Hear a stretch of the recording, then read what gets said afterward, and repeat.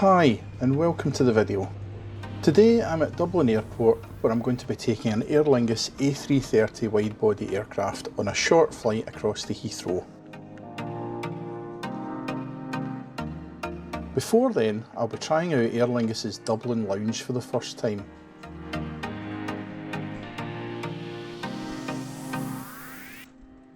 No worries. My first impressions of the lounge were really positive. It's bright, modern and has some great views out over the apron and the runway beyond. The lounge is split across 2 floors with a good variety of seating options throughout.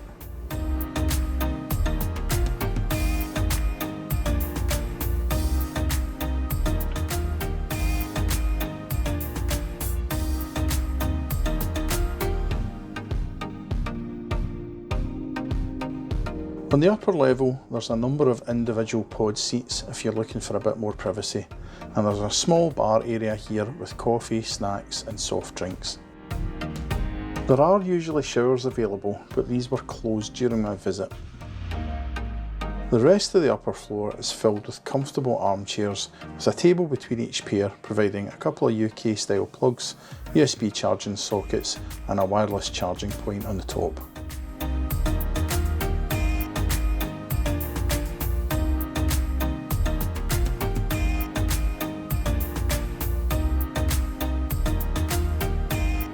Heading back downstairs, you'll find the main lounge space. Seating is similar to the upstairs and it has a very open feel thanks to the double height ceilings throughout the majority of it.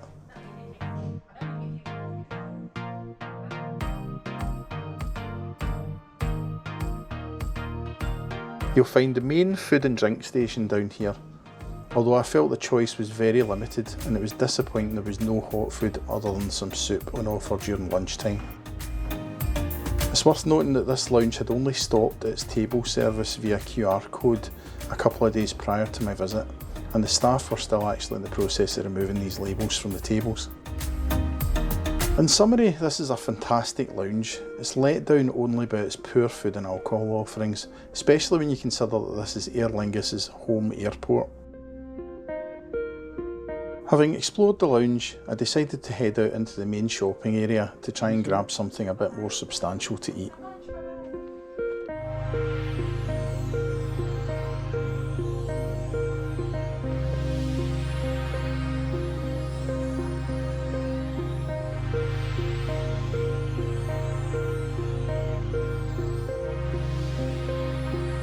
The Slaney on the ground floor was closed and it looked like a new pub would be replacing it.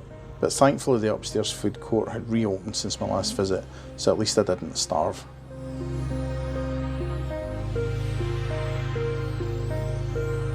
After a quick bite, I headed towards the gate area. Dublin is one of the few airports in the world to be able to offer US pre-clearance, allowing you to clear customs and immigration at Dublin and arrive in the US essentially as a domestic passenger.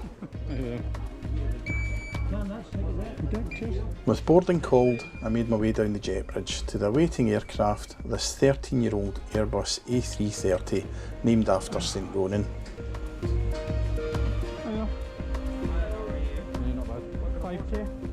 Aer Lingus' A330 has 7 rows of business class seats in an alternating 122 and 121 layout.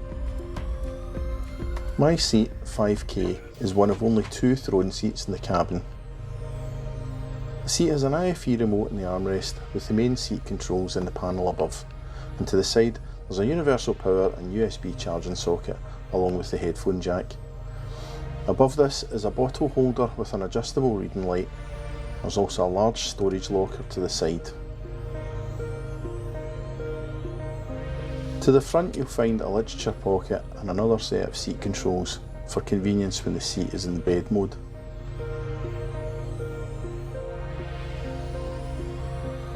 The seat pairs on this side of the aircraft have the least amount of storage. I'd suggest going for middle seats if you're travelling together as a couple, because at least then you'll get one of the additional storage bins.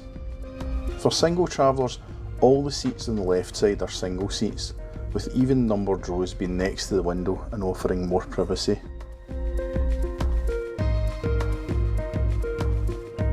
With boarding complete, we pushed back from stand and began our short taxi to runway 28. Our route today would take us across the Irish Sea and northwestern Wales before turning south and heading towards Heathrow.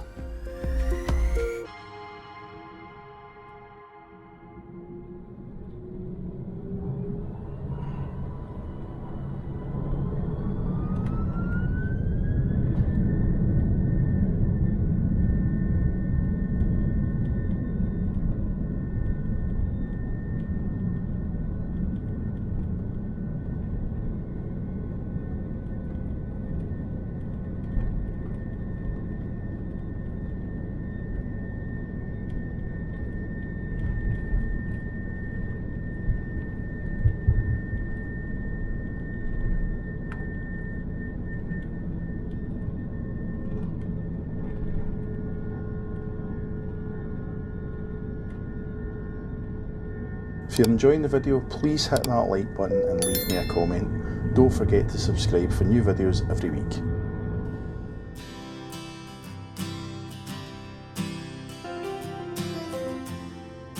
As we climbed away from a very wet Dublin, we eventually got above the clouds to the beautiful blue skies above.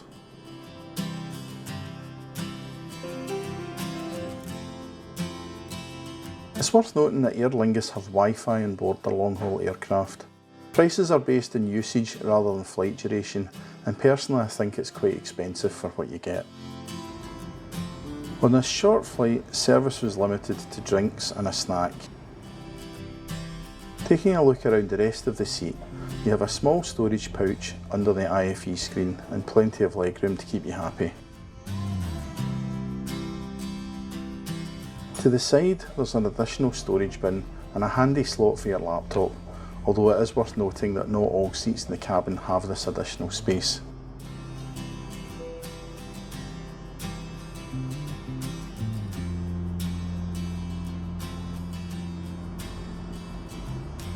The IFE is fairly solid, with a responsive touchscreen and a decent selection of movies, TV and audio content to keep you amused.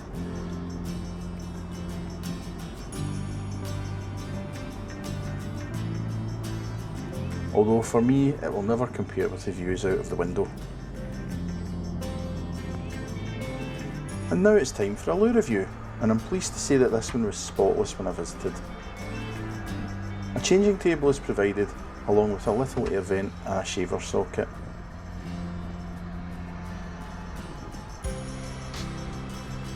The sink has an adjustable mixer tap and Voya toiletries were provided.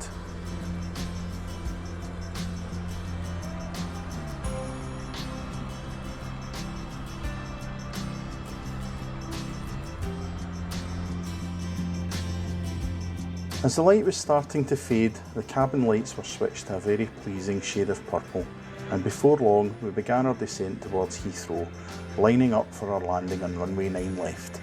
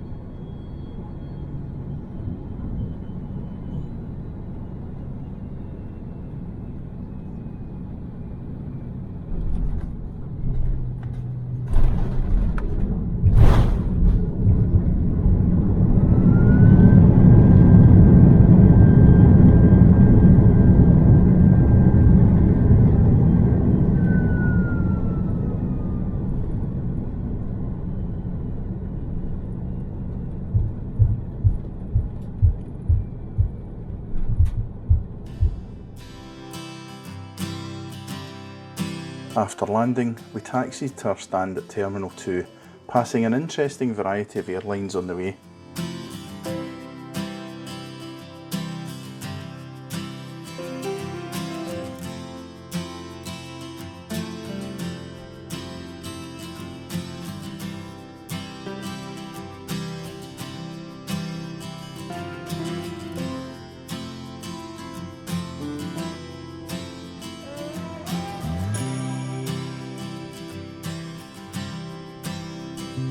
Overall, this had been another great short flight with Aer Lingus, and I hope to get the chance to fly with them on a longer trip in the future.